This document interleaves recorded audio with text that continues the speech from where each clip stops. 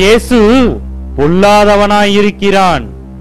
இவனை இப்படியே விட்டு வைத்தால் அது நமக்குத்தான் ஆபத்து.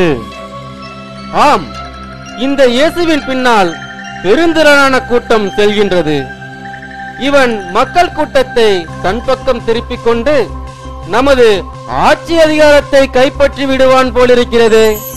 நம்மை போன்ற பலர் வாழ வேண்டும் என்றால் இவன் ஒருவன் சாகத்தான் வேண்டும். ஆம், ஆனால் மக்கள் எல்லோரும் இவனை மெசியா என்கிறார்கள். இவனை கடவுளின் மகன் என்றும் நம்பிக்கொண்டிருக்கிறார்கள். அவனா கடவுளின் மகன்? பாவிகளோடும் ஆயக்காரர்களோடும் வரி தண்டுபவர்களோடும் சேர்ந்து கொண்டு அவர்களோடு உண்டு மகிழ்ந்து உறவாடி கொண்டிருக்கிறான். இவன் நம்மை வெளிவேடக்காரர்கள் என்கிறான். விரியன் பாம்பு குட்டிகள் என்றும் ஏசுகிறான். இவனை கொன்று விடுவதுதான் நமக்கும் நல்லது. சரியாக சொன்னாய். இந்த இயேசு ஒரு மாயவித்தைக்காரன். மந்திர தந்திரத்தால் மக்களை ஏமாற்றுகிறான்.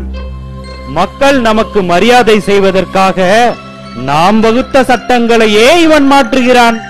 அது மட்டுமல்ல, நம் முன்னோரான மோயிசன் வகுத்த சட்டங்களையே இவன் மீறுகிறான். நம்மை வெள்ளையடிக்கப்பட்ட கல்லறைகள் என்கிறான். இவன் கதையை முடித்து நாம் இவனுக்கு கல்லறை கட்டிவிட வேண்டியதுதான். சரியாக சொன்னீர்கள் தலைமை குருவே. இந்த இயேசு எப்போதும் மக்கள் கூட்டத்தோடு தானே சுத்திக் கொண்டிருக்கிறான். இவனை எப்படி பிடிப்பது? தலைமை குருவே, முதலில் இயேசுவுக்கு எதிராக நாம் மக்கள் கூட்டத்தை திரட்டுவோம். நான் இயேசுவின் நண்பர்கள் கூட்டத்தில் இருந்து ஒருவனை ஆசை காட்டி அழைத்து வருகிறேன். இயேசுவே, இப்போதே பிடித்து விடலாம். சற்று பொறுங்கள். பாஸ்கா பண்டிகை நெருங்கி வர இருப்பதால் அவனை இப்போது பிடிக்க வேண்டாம். காரியம் கைகூடி வரும்போது கச்சிதமாக செயல்பட்டு இயேசுவை பிடித்து விடலாம்.